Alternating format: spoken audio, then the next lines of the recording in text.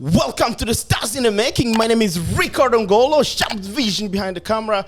Of course, today we got a special guest, a recording artist, CFG. Talk to me, bro. How are you? Up? Good. How you doing? I'm doing great. Good. Talk to me about yourself. Well, as you like when we put it, my name is CFG. My name is actually Chris. And I have lived in the North Shore area of Massachusetts for the past 19 years. Grew up in Chicago, and I'm a recording artist. Oh, that's great, man. I wanted you to talk to me about your career. How do you started recording? Well, that's funny. So I've been writing music ever since I was 9 years old when I was living in Chicago. And I've always been fascinated with music all throughout school. I would always have the composition notebook and just writing rhymes and stuff like that. I was very heavily influenced by pop and hip hop music back then. Yeah. Then I moved to Rockport. Yeah. And then I really got really heavily into recording hip hop and rap and stuff like that. Right. And had a little not a recording label, like a record label or anything like that.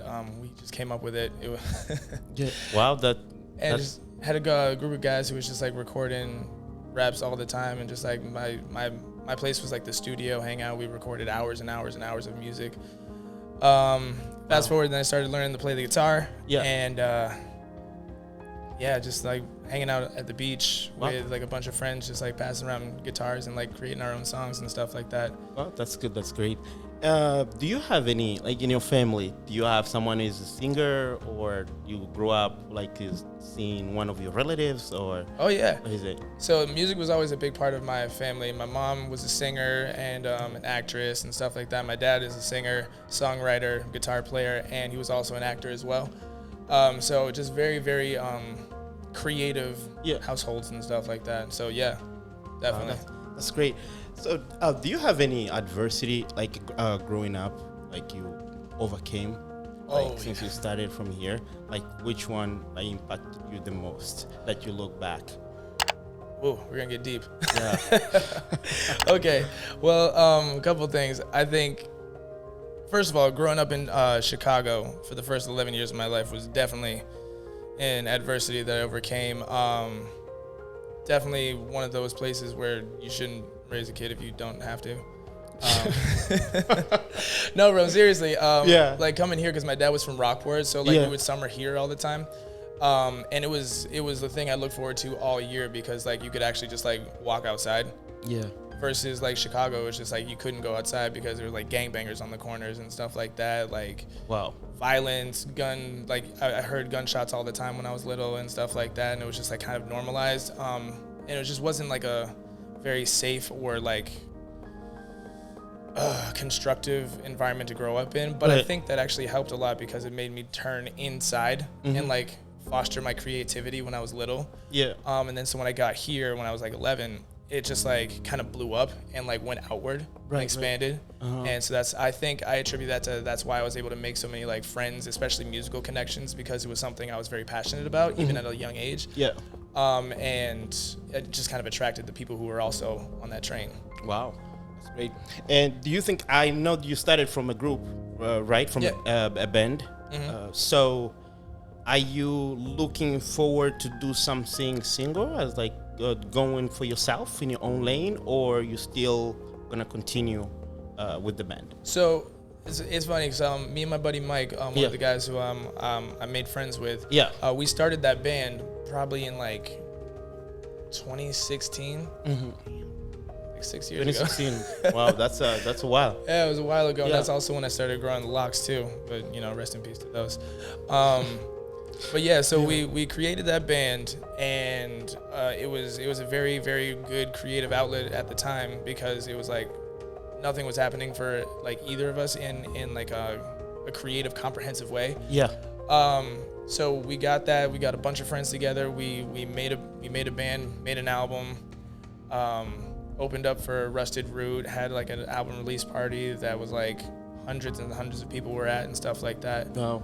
And we still play together today. The band looks a little different than it did back then, but we still play. Like I'm going to play a cruise out of Salem tonight. Yeah, no, nice. With the band, and so like we're still doing things and we're still playing together. But me personally, creatively, I think the genre specificness of that collective group, I just want to do something else as well, because I'm very, very heavily influenced by hip hop, pop, R&B, and even some like folk and stuff like that. Beautiful. So that's why I was just like, I just want to write a tune and see what happens, and then cool. And here we are. And how you classify yourself as a singer? I mean, general, like what do you want to follow specifically? Like hip hop or like jazz? What is it? That's, they always say find your box, yeah, and then put yourself in it so you can like define yourself. Right. So I would have to say island pop and B / hip hop. So like island pop, R&B, and hip hop all at the same time. Oh wow, nice.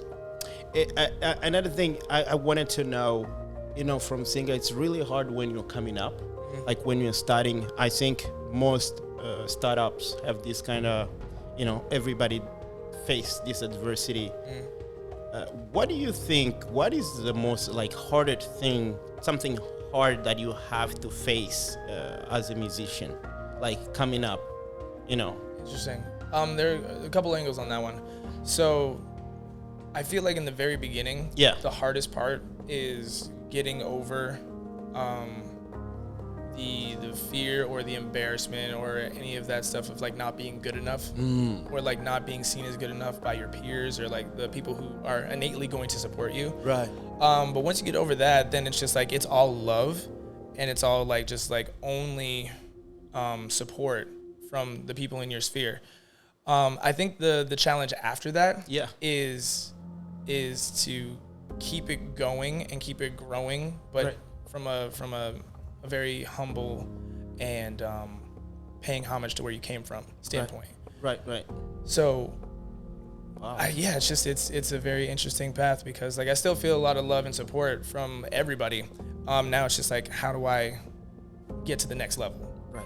Get to the next level where it's like people who don't know me personally. Yeah. How do I make them care? That's right. That's big. And in your case, specifically yourself, when you face something that maybe you did not expect, how do you come over that? Especially as a singer, right? Yeah. You're studying, and you may face something like maybe a music video, whatever it is, like goes down, like the outcome doesn't come out the way you want it. Like how did you face that? Because most startups, they just quit. Yeah, that's true. This is a question that I ask the most. Because that's where, sometimes you see people are stuck. Yeah. How can you come over that? Well, I'm hoping that this next project that I'm doing is going to be exactly that because me and my band, we definitely had a lot of like setbacks. Yeah. The original members of the group kind of switched out, got a new lineup looking like a new lineup and everything. Creatively, stopped writing as much because there was an interesting to like the last release, the first release that the single release that we had after the album. We didn't market it properly. Yeah. And so it kind of just did exactly what you said. It was like this huge production and stuff like that. We were so excited about it, and then it kind of like did nothing in a numbers sense.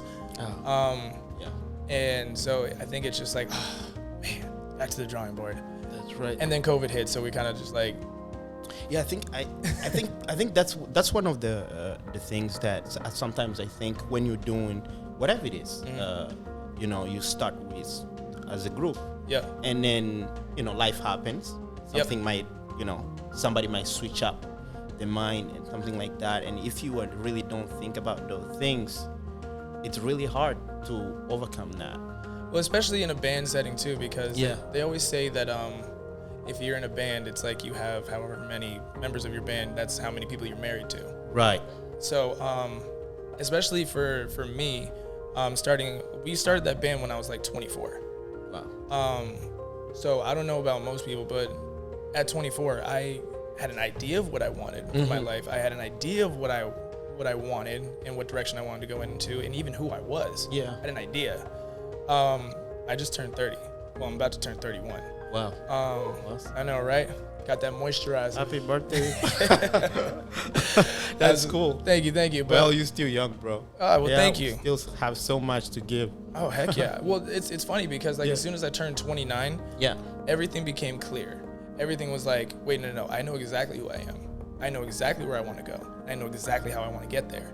So as soon as that hit, it made everything so much easier because there's no ambiguity. There's in a lot of settings, in every relationship, there's going to be some turmoil. There's going to be some misunderstanding. There's going to be these things that you got to have to work through.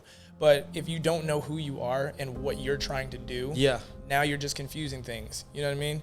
So I know so much more about who I am now. It makes things so much easier and so much clearer.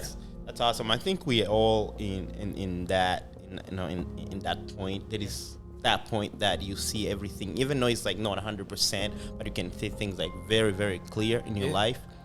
And I believe in taking risks. You know, once something is clear in your head, taking risk. And I wanted to know from you, do you know that this is the point? You are 30 now. This is the point for you to start taking risks in your career, maybe go to the next level? Yeah, so the word risk is very interesting. Right. Because somebody could see this inherently risky. Right. But I see it as nah, this isn't going to fail because I know. No matter what this does, this is the trajectory and this is the starting point. So the momentum is only going to build because even if this does however many views or streams or whatever and stuff like that, it doesn't matter because this is the start. This is the foundation that I'm going to be building off of. I love that. So it's only going up. So I don't see it as risk. I see it as investment. You know what I mean? Yeah, exactly. So buying a house, it might be risky because of the market or whatever, but either way, that's an investment. Yeah, you gotta go. Exactly. Yeah, but there is those individuals out there that they really don't like to take a risk at all. That's true. Because talk to me about time. What do you think about your time? Because we are not here forever. It's true. This is what I think every time, when I'm doing something, regardless of what it is, staying still or keep walking, you will never stay here forever. That's true. And I take that leap thinking on that. I may not be here for 100 years, and I don't wish to be here for 100 years anyway. Definitely not. Yeah. Let's do some crazy stuff. But time is the only asset that is non-recoupable. You can lose all your money, you can lose all your wealth, you can lose all your friends. Yeah. You can get that stuff back. Your time, you cannot. It's already gone. So very true. With that, something happened to me when I hit 29. It was just it doesn't matter because my excuse was always I'll do it later. I'll do it tomorrow. And then something happened where it's procrastinating. Yeah. It wasn't a mortality thing. I wasn't even worried about that. It was just oh, I was looking back and I was just I've essentially been in the same exact position for the past 6-7 years and haven't progressed because of my inaction. So I was okay, you can keep doing that or you can do something great. You can push through, and so it's just at this point it's just what's the point? I'm always asking that. So it's I play music out at clubs and stuff like that, and I told myself starting in 2023 my time has a certain dollar amount for something that I don't necessarily care to do. Right. So it's okay, I can play the bar down the street and stuff like that. Why am I doing that? Is it going to get me more fans? Am I going to be hanging out with a bunch of my friends and stuff like that, drinking, having a good time? Probably. But if I'm going to do that, it has to be a certain dollar amount. Or else True. Or whatever, you know what I mean? So it's I'm taking my time so much more seriously. It's very precious. Yeah. It's very precious. Yeah. So I'm not going to go down there and just play for 3 hours for $100 when I could be taking that time to either have meaningful relationship time with my friends, family, my loved ones, or putting my creative energy into something that is going to be more of an investment, like recording, like writing and stuff like that. You're about to release a song. Yes. And talk to me about this song. Oh, okay. All right. Yeah. So this tune is I think the culmination of exactly where I have been trying to get to in life. Yeah. where it's just like this point that I'm talking to you about, my point of clarity in life. I feel like this song kind of embodies that. So it's called Find My Island, and it's this islandy, hip-hoppy, poppy, R&B kind of just summertime fun thing, and talking about risk, like you were talking about. Right. So I wrote this song in like mid-June. Wow. And if you know anything about music promotion, usually you want your summertime song to come out like in May. True. So I should have wrote that back in February to have it all work out. Yeah. And I was just like, man, that's a good one. I have something special here. So I should probably wait till next year to release that. And then I was just like, Yeah. bro, what are we waiting for? What are we waiting for? Like, why would you do that to yourself? Just release music. You had a goal this year to release something in a real comprehensive way. So just why not? So it's gonna come out September 2nd, and that's Labor Day weekend. It's gonna be the last hurrah of summer. But Yeah, waiting. oh heck yeah, it's gonna be fun. That's really awesome. What do you want to say to someone who maybe is a startup singer, just like you, and keep procrastinating? Like, what is your advice in this individual singers out there? Well, just for anybody, like honestly, the question I ask myself is, what are you waiting for? Yeah. Like, you could, like, I'm always waiting for, it's just like, oh, I would do this, but I have to wait to do this first. Or like, oh, I got to do this first. Like, I have to like go to vocal lessons or something like that before I can start releasing my own music, or like going on the scene and start singing. And it's like, no, you don't. All of that stuff is going to come in time. So I'd say just do it. Like, whatever makes you good, anxious. So it's just like, oh, this is scary, but it's it's something that's gonna be positive. Go for it. Especially when I love the point when you say something make you anxious, because that's the point. People stop. Yeah, because there's bad anxiety. Yeah. Totally. There's definitely bad anxiety, but then like the stuff that you know is only going to net you in a positive way, like getting on stage for the first time. That's true. That is something scary. You got to do it. That's just letting you know that that's the time to go. Yeah, that is your internal system being like, oh, we're going in the right way, but like, ugh. Yep, it's scary. Love it. I wanted to, before we even go to the game, I wanted you to sing a little. Can you sing a little bit? Want me to sing something? Yeah, something. Okay. All right. Yeah. Have you a guitar? Oh. Yeah, you gave. Where did this come from? Let's go. We would like the Island, the song that you're about to release. That'll be really great. I wish I could play that for you right now. Awesome. Can you hear that? Yeah. I'll give you a little riff of it. I think the mic got a little. Yeah.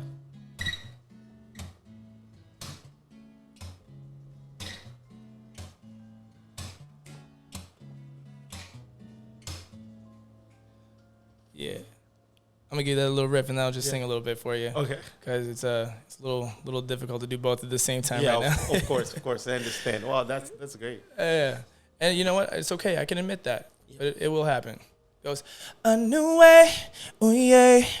That's all I've been trying to find today, ooh yeah. A way to chill and just recline. Responsibilities and problems, yeah, I'm gonna solve them. But today, ooh yeah, I just wanna find my island with you. That's awesome. That was great. That was great. Yeah, that was great, man. My voice is feeling a little right now. It's not a big deal. That was great. I'll hit that falsetto sometime though. Wow. Let's wait for the release. It's coming up. It's fire. Oh, Yeah. thank you. All right, man. Thank you so much for giving us that. And we're gonna go for the game now. The game? All right. Yes. Let's play one. Let's get it.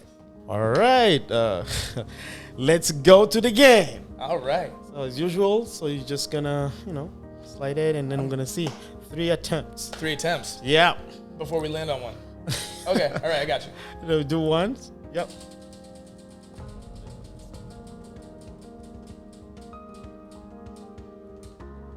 Ooh, places you lived. Oh, yep. Yep. Places I lived. All right. So from Chicago. So I lived there. Yeah. Lived in Rockport, Gloucester, Beverly, Medford, and Danvers. Wow. Oh, and Salem. Salem. Yep. Well. Salem too. It's like 6 places, 5. Yeah. Wow, Just wow. bouncing all over the place. Awesome. Well, let's go. Another one. Another one. All right. Yeah, we got one more attempt. I mean, after this, we're gonna have another one. Ooh, in relationship. Actually, yes, this was meant to be. Yeah. I am in a relationship. Nice. I got my girl Carly, and I just bought a condo together. Oh, wow. Danvers. Congratulations. Well, thank you. And that's awesome. Thank you. And we actually just celebrated 3 years of being together yesterday. Oh, wow. Congrats. Yeah, she so- should be here. I know, right? Next time, you got to bring her here. Absolutely. She hates cameras more than I do. So. Oh, I know. Cameras is not for everybody. Yeah. But say hi. I'm going to say hi to her. Amen. All right. The last one? Yes. Yeah.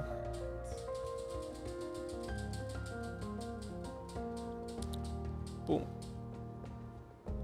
Whoa. Let's get it. All right. So my first tattoo, I don't know if you can see it. First right. tattoo. Oh, wow. That's You got great. that? You got that? Yes. It's up and away. Up and away. What it means? Oh yeah. So this is gonna get deep. Yeah. So I had this idea back when I was in my first year of college. When I was at Salem State, that's why I lived there. Okay. And I was mentally and emotionally just a mess. I was in a relationship that wasn't working out. What do you study, by the way? What did I study? Uh-huh. There I studied creative writing. Oh, nice. With a minor in music. Wow. So.